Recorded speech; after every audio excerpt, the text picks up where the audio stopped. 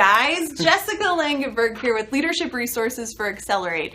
And today I am thrilled to be joined by Matt Fuller. Hello. Who is our Director of Client Relations. Yes. And we are talking about something super fascinating to me. Awesome. And it is this idea of shadow beliefs and saboteurs. Yes. Sounds super sinister, Matt. Right. It's like I said, it's the next Marvel comic movie. That's right. Yep. That's the right. Gremlin. So there is this quote that you shared with me that I would love to share with everybody because I think it's really powerful and I don't want to mess it up. Nope, you won't. Beliefs are transformational. Every belief we have transforms our life in either a life enriching way or a life limiting way. Yep. Talk a little bit more about that. What does that mean to you? Yeah. You know, for me, and as we talk about this, it's just, you know, when you get in those limiting ways and those limiting thought patterns, I just feel like it limits your opportunities. It prevents you from trying new things and taking on new challenges and, you know, succeeding in ways that you never thought possible. So it's important to have that positive mind thought and stay on that level. Oh, fascinating. Yeah, clients and I often talk about this idea that we are what we think, right? Yep. And I love that quote because it makes me think that our thinking, there's really no neutral, right? No. Either they're thoughts and beliefs that are going to help us, or they're thoughts and beliefs that might limit us in some way. Absolutely. And that's it makes you realize just how powerful your thoughts and beliefs are. Oh, I think so. I mean, you know, you put positive things out there, so sort of that reap what you sow. Mm-hmm. You know, you keep putting positive things out there and those things will come in spades and return to you. Very cool. I totally believe that. Absolutely. Okay, so talk to us about this idea of saboteurs. Yeah. So that's that negative voice that's, you know, I always envision like this little guy. I think there was like a Looney Tunes cartoon where there's like a little bad guy and a little good guy. And the devil and the angel on your exactly. shoulder. Yep. Mm-hmm. And it's that little nasty thing on your shoulder, that little gremlin that's telling you don't do this because you're not a good public speaker, or you're going to fail at this, or you don't know how to do that, or you don't have enough experience, when we all know that that's just our inner voice.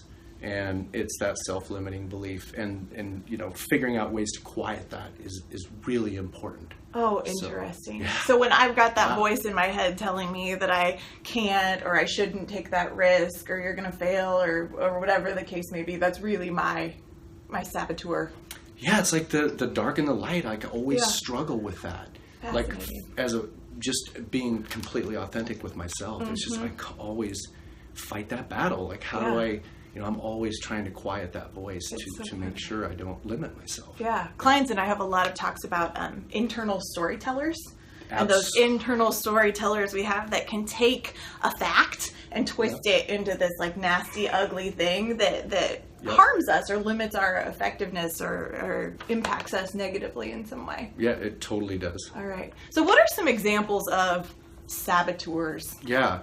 Well, this is a great story, so I'll show you one of mine. This is my little guy, one of my saboteurs named Archie. Here he is.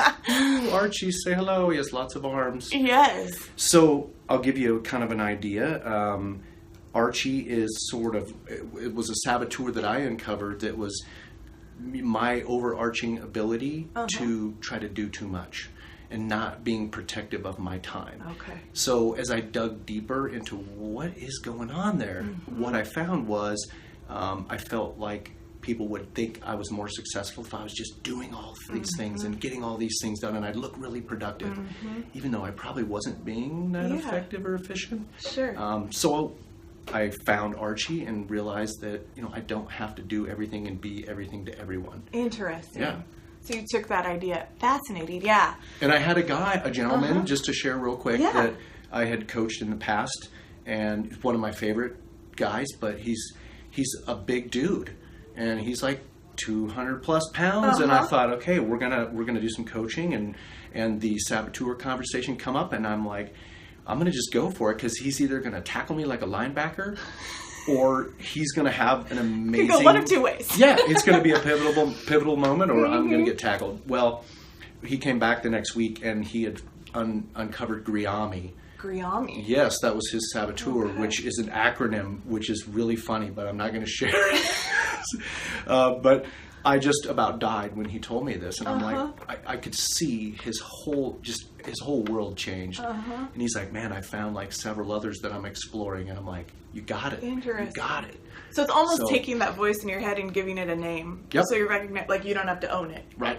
Fascinating. So, okay, so we can, it's one thing to say, I figured out what my saboteur is, right? Like, I think that I'm socially awkward, and so I don't put myself in social situations. Or I think that I need to be perfect, and therefore I don't take risks. Yep. But what do we do with it? Once we know what our saboteur or our gremlin or our internal storyteller, what it is, how do we address it? You know, that's a great question, and I think the answer is probably it's going to be a little different for each person, but one thing that sort of seems to be universally true is finding a way to put it into a physical presence. So take it from, because gremlins and saboteurs very much exist in your subconscious. So if we can take that, bring it to the conscience, give it a presence, give it a name. And for me, it just became this reminder daily that saboteur exists and that I am in control of my thoughts. So I can shut it down, which kind of gives me that conditioning that this is just a thing. It has a physical presence, but it has no power. I have that power to take control. Interesting. So I'm almost hearing that, like, the biggest way to combat your saboteur or your storyteller is awareness. Like, if we can bring it to the forefront. I love the idea that you don't have to believe everything that you think. No, you don't. That's so true. And it's, I kind of relate this to what we do with Accelerate because, it's that daily reminder to really focus on what are you doing, what kind of behaviors are you exhibiting, and how are you focusing on driving towards new behaviors, new results. So it's that physical presence, that constant reminder that you're in control and you can do this and you can change. Okay. So, yeah. I love that you mentioned Accelerate, because I imagine, Accelerate I've mentioned before a number of times, but it's a tool that helps us change behaviors and change our thinking. Yeah. So I imagine that there is some power in reflecting on what your thinking was and how you allowed or didn't allow that internal voice to derail you on a daily basis or weekly basis, whatever the case may be. I have officially called Accelerate the Gremlin Crusher. The Gremlin Crusher. We should change the name. The gremlincrusher.com. But it's so true, though. It's just a great constant reminder that you have control over your behaviors. You have control to change. And I think there are ways with Gremlins and with Accelerate to get that work done. Get it done. Cool. Very cool. Well, thank you so much. Like I said, this was a fascinating topic for me. I love it. And thank you guys for joining us. If you haven't already, check out accelerate.com.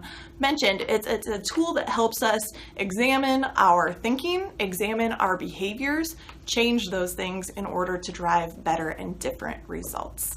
Thanks, guys. We'll talk to you soon. Shut down your Archie.